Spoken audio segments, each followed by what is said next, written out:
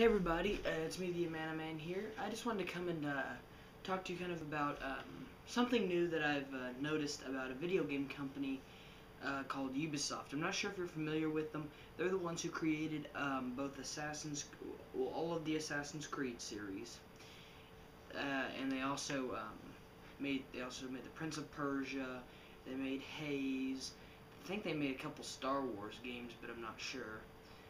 There are a lot of companies I get confused sometimes, but I'll just kind of get this straight. They make a lot of games. But what I've noticed about their games is that they don't seem to include replay value. Like Assassin's Creed 2. Hold on one second. I'm gonna go get the case over here. Alright, yeah. The Assassin's Creed 2 here. It included, well, for the story mode of the game, included no replay value. It had a worthless replay value. However, the side missions and bonus quests, side quests had a lot more replay value.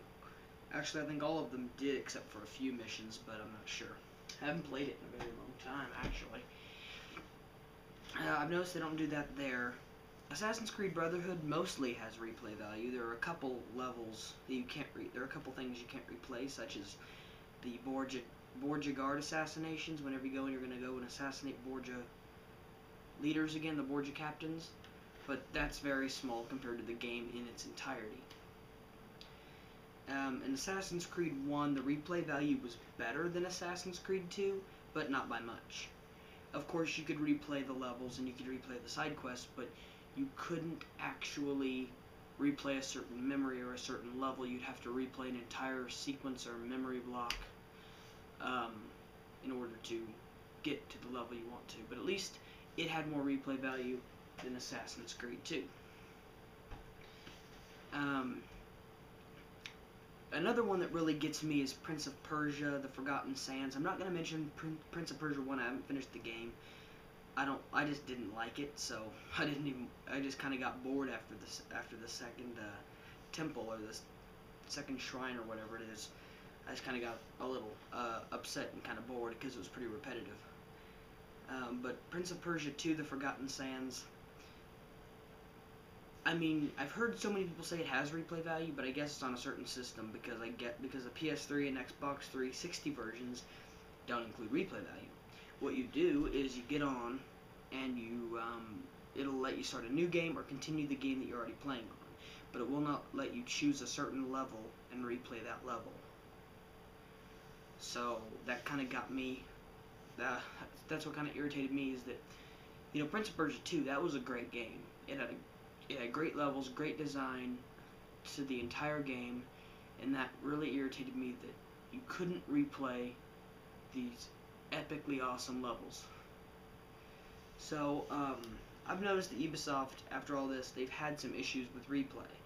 I don't know if they're just incapable, or if they just don't want to add replay value.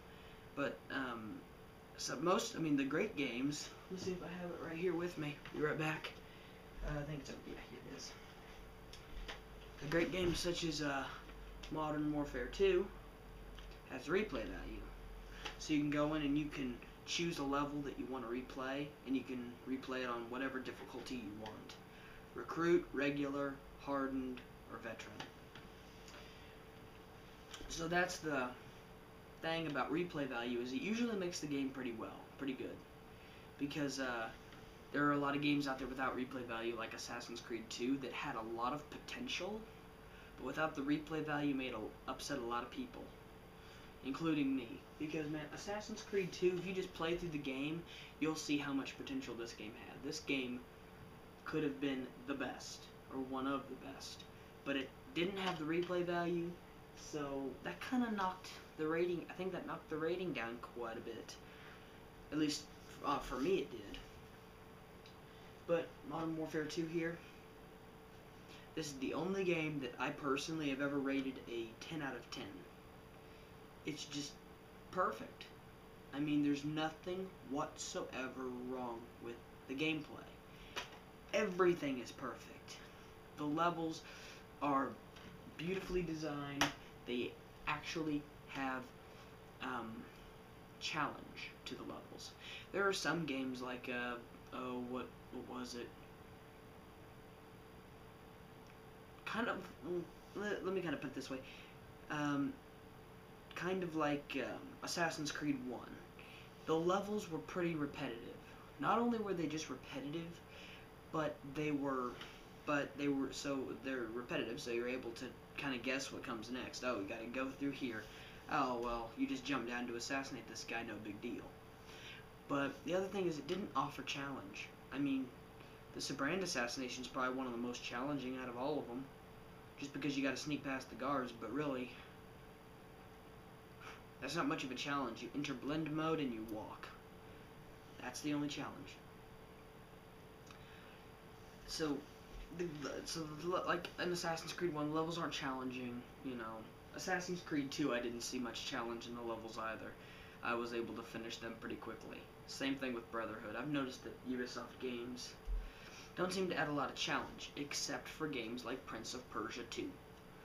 That had a lot of challenge, and I think Haze did too. I played a little bit of that. So some of these games do add a stimulant, which is challenge. But Assassin's Creed 2, I'd probably have to rate maybe probably a 6 out of, probably about a 6.5 out of 10. 3 I'm taking away 3 points just because of the no replay value in the story mode, and it had so much potential. It could have been great with the replay. And I took away another half point because I just didn't like the Templars. I mean, I'm not kidding.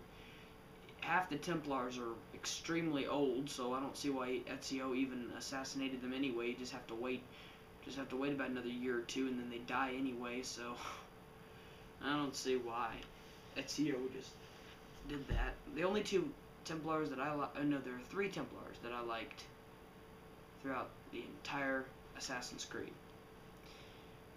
series. Well, no, Assassin's Creed 2 and Brotherhood. I liked them all in Assassin's Creed 1. But between 2 and Brotherhood, I only like 3 Templars.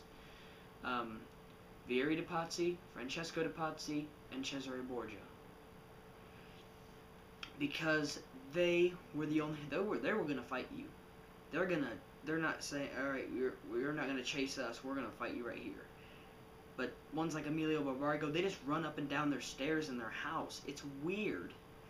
It just didn't offer very much challenge. I like the fighting ones though. The fighting levels were pretty cool. So I just mainly didn't like Assassin's Creed 2. A lot of Ubisoft games could have been perfect if they would have added the replay value. The replay value, to me, is what makes the game, because then you're able to relive the great moments of the video game without having to do the whole game over again. Until next time, this is the Amana Man. Goodbye.